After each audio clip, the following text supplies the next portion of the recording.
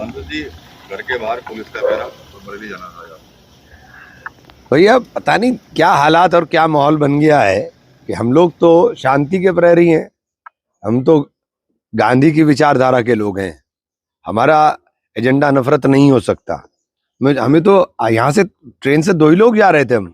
और ट्रेन से जा रहे थे ना? ट्रेन से जाने का प्रोग्राम था हमारा, तो कार से भी नहीं था, हम तो ट्रेन से जा रहे थे। 6:50 पे था। तो और 6:50 पे जाना था, दो वहाँ डीआईजी साहब से और एडीजी साहब से मिलना, और 1:30 बजे की ट्रेन से वापसी भी साथ साथ थी। मुझे नहीं समझ में आया कि ना तो आप सरकार ने हालात क्या बना दिए कि आप अपनी नाकामियों को छिपाने के लिए ये तरह तरह के हथकंडे इस्तेमाल कर रहे हैं। वहाँ पर प्रशासन भी तो चाहता है कि भाई अभी सब चीजें नॉर्मल नहीं नहीं, नॉर्मल तो आपने, एबनॉर्मल तो आपने ही किए हैं ना। आपने ही तो एबनॉर्मल किए हैं। मुझे एक बात बताइए कि हमारे लिए कानून दूसरा होगा और दूसरों के लिए कानून दूसरा होगा। तो देश में अगर इस तरह का माहौल चल रहा हो तो हमें होशियार होना पड़ेगा। फतेहपुर के अंदर मस्जिद में घुस करके जिस तरीके से वहां मजार पे घुस करके तोड़फोड़ की गई और पूरा नंगा नाच हुआ के वहां कानून की धज्जियां उड़ाई गई, आपने क्या कार्रवाई की? कोई कार्रवाई नहीं की आपने कोई कार्रवाई नहीं की कि बैरिकेड तोड़ करके, पुलिस बैरिकेड तोड़ने दे रही थी और लोग अंदर घुस करके हंगामा कर रहे थे, आपने कोई कार्रवाई नहीं की।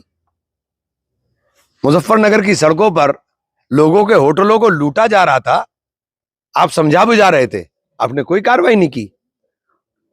आपने कोई कार्रवाई नहीं की कि मुजफ्फरनगर की सड़कों पर जो आपका चल रहा था।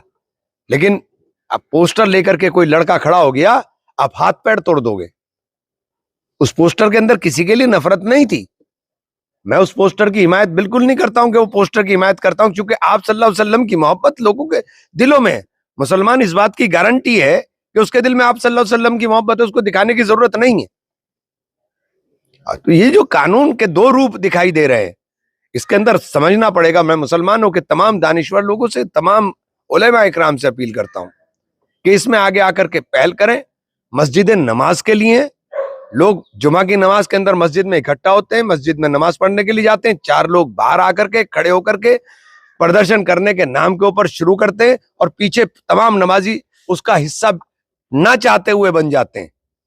तो ये जो तमाशा चल रहा है, ये बिल्कुल बंद होना चाहिए, हर कीमत पर बंद होना चाहिए।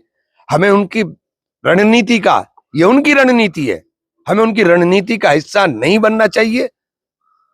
अपने बच्चों को, उनके मुस्तकबिल को देखते हुए उन्हें कारोबार के लिए और पढ़ाई के लिए